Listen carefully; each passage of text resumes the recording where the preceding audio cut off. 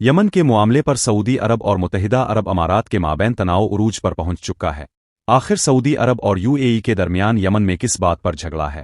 اس کا جواب یہ ہے کہ یمن اس وقت 3 بڑے حصوں میں تقسیم ہے اور وہاں انتہائی کشیدہ صورتحال ہے۔ ایک حصے پر پریزیڈینشل لیڈرشپ کونسل PLC کی حکومت ہے، ایک حصے پر حوثی باغیوں کا کنٹرول ہے اور تیسرے حصے پر صدرن ٹرانزیشنل کونسل STC قابض ہے۔ پریزیڈینشل لیڈرشپ کونسل PLC کو سعودی عرب کی حمایت حاصل ہے اور یہ یمن میں عالمی تسلیم شدہ حکومت ہے۔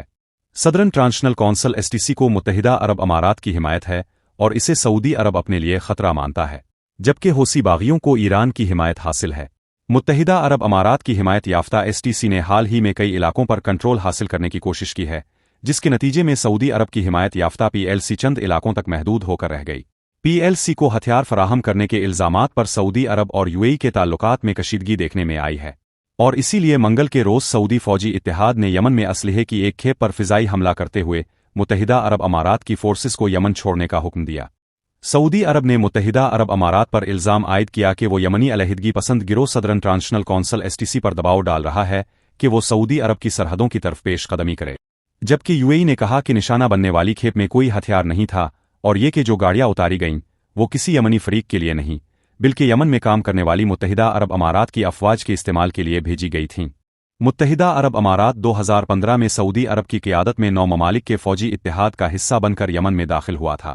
اس کی فوج کا انسداد دہشت گردی یونٹ تاحال یمن میں موجود ہے، جو دفاعی معاہدے کے تحت یمن کی مقامی فورسز کو تربیت فراہم کرتا ہے۔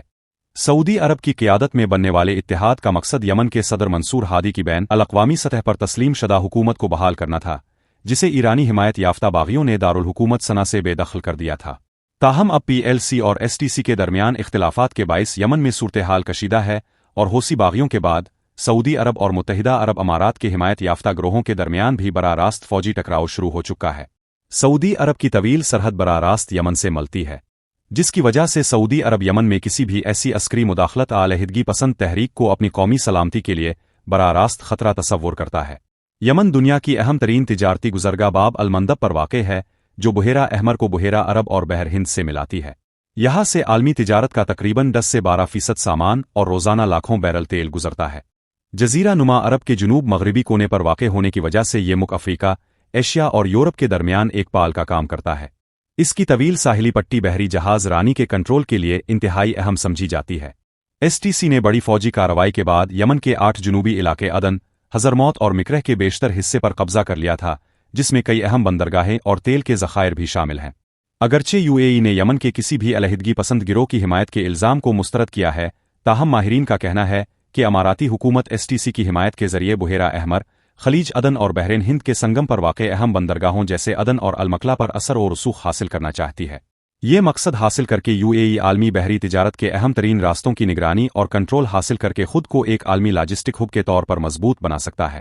سعودی عرب کے حمایت یافتہ اور یمن کی صدارتی کونسل کے سربراہ رشاد العلیمی نے متحدہ عرب امارات کے ساتھ دفاعی معاہدہ منسوخ کر دیا ہے اور کہا کہ بدقسمتی سے یہ حتمی طور پر ثابت ہو چکا ہے کہ متحدہ عرب امارات نے STC کو ہدایت کی کہ وہ فوجی اضافے کے ذریعے ریاستی اختیار کو کمزور کرنے کے ساتھ ساتھ بغاوت کرے۔ متحدہ عرب امارات کی حمایت یافتہ کونسل سے منسلک افراد جنوبی یمن کا پرچم لہرا رہے ہیں، جو 1967 سے 1990 تک ایک علیحدہ ملک تھا۔ یمن میں کشیدگی پر پاکستان نے ڈائیلاگ پر زور دیا ہے اور سعودی عرب سے اظہار یکجہتی کرتے ہوئے اس کی سیکیورٹی کے بارے میں اپنی غیر متزلزل وابستگی دہرائی ہے۔